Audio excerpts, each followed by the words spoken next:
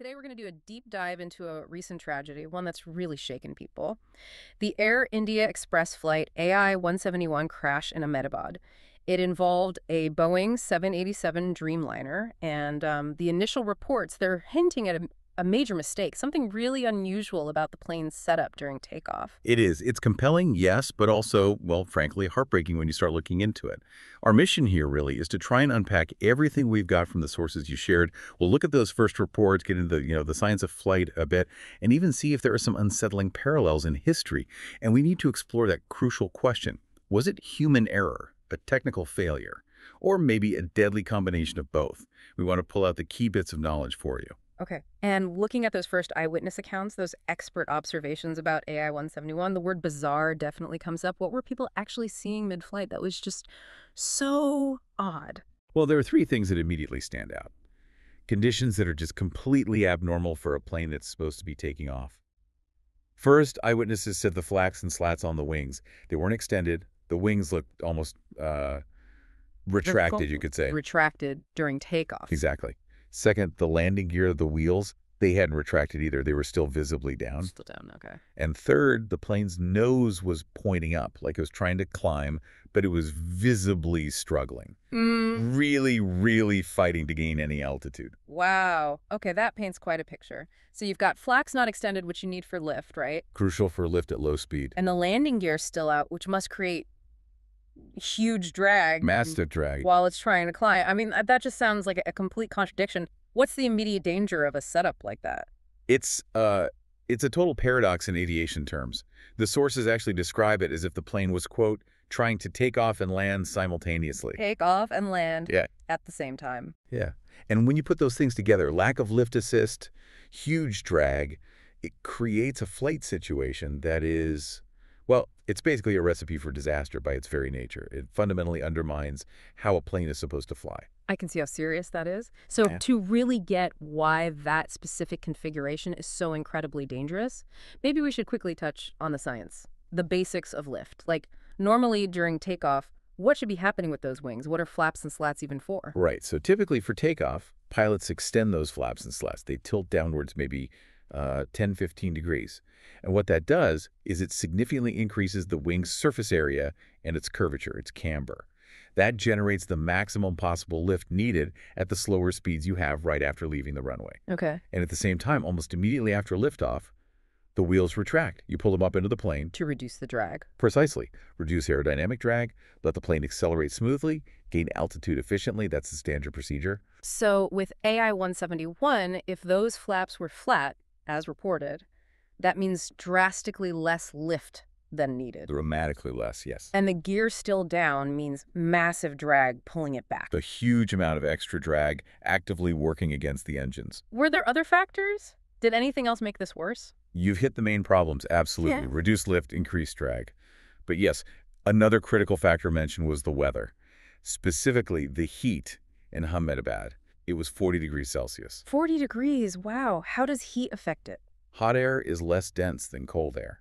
And less dense air means the wings generate less lift.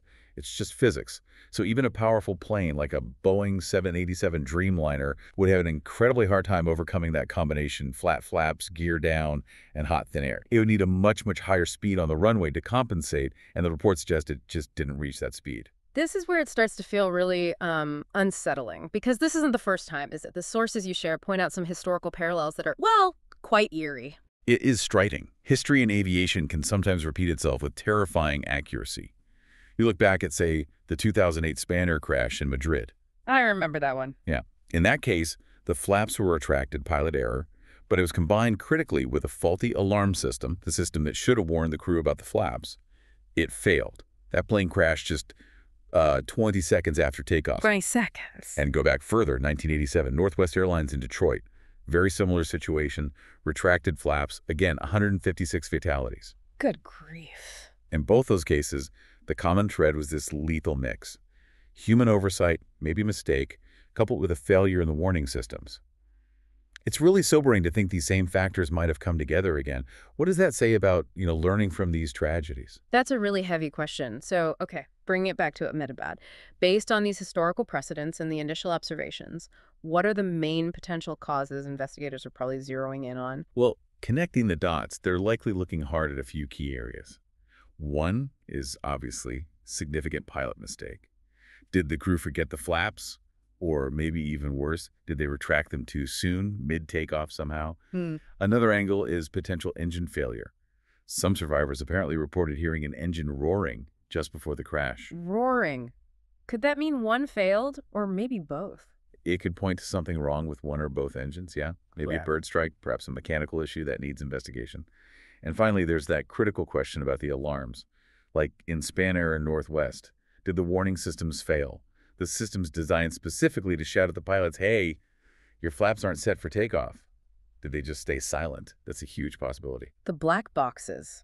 They're going to be absolutely vital here, aren't they? The flight data recorder specifically, what exactly will that tell us? Oh, absolutely crucial. That flight data recorder, the FDR, it's a treasure trove of information in situations like this. It will give investigators precise second-by-second details. Things like the exact position of the wings, the flaps, the slats throughout the entire flight sequence, Okay. engine performance data, thrust levels, temperatures, vibrations. And critically, the cockpit voice recorder, the CVR, captures all the sounds and conversations between the pilots. Putting all that data together is how they'll meticulously reconstruct exactly what happened in those final chaotic moments. Okay.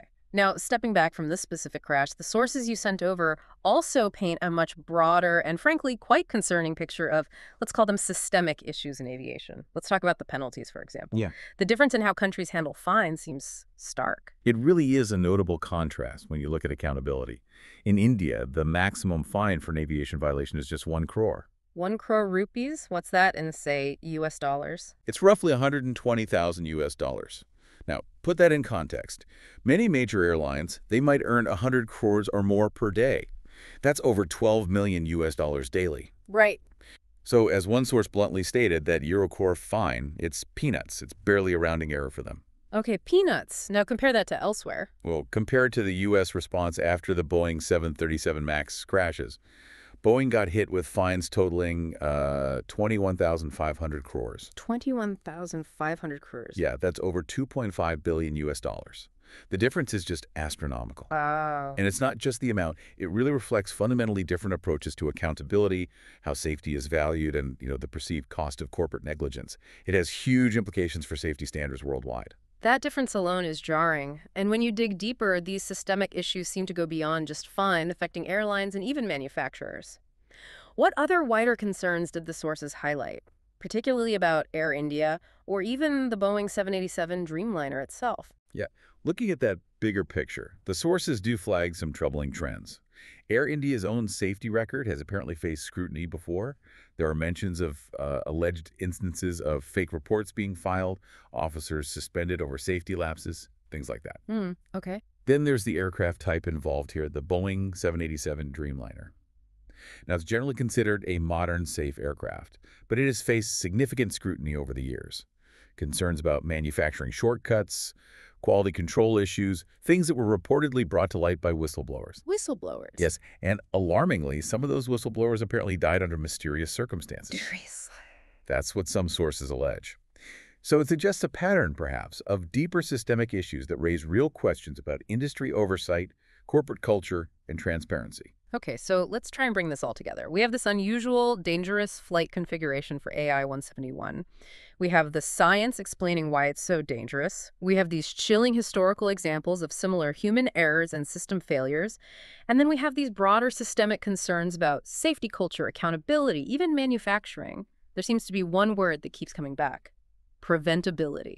Absolutely. This crash, like sadly so many others before it, really does appear to have been preventable. That combination of factors we've laid out, the contradictory setup of the plane, the basic science dictating the outcome, the historical precedents showing we've seen this failure mode before, and these wider industry issues, it all just screams for more robust safeguards, doesn't it? And a culture where safety isn't just a priority, but it's truly non-negotiable. Which leads right to the heart of it, really, the need for change. We're talking stronger regulations, genuinely transparent investigations, real accountability. these aren't just nice to haves, they feel essential. And that shocking difference in fines, we talked about India's maximum being, peanuts compared to the massive US fine against Boeing. It just highlights how far we might still need to go to get consistent, meaningful safety standards globally. It's a very stark reminder. When the potential penalties are trivial compared to daily earnings, you have to ask, is the incentive strong enough for airlines and manufacturers to always prioritize safety above all else? The persistence of these concerns, questionable safety records, manufacturing shortcuts, stories of silenced whistleblowers, it all underlines that ensuring aviation safety is a constant, vigilant effort. It's not something you achieve once and forget about. So, the thought we're left with is pretty sobering. Until rigorous safety measures and absolute accountability become the unwavering standard across the board, passengers' lives arguably remain somewhat at the mercy of compromises, perhaps driven by profit or expediency. What does that mean for the future? For public trust in flying? Not just in one airline, but in the whole system meant to keep us safe thousands of feet in the air. That's definitely something worth reflecting on long after we finish this deep dive today.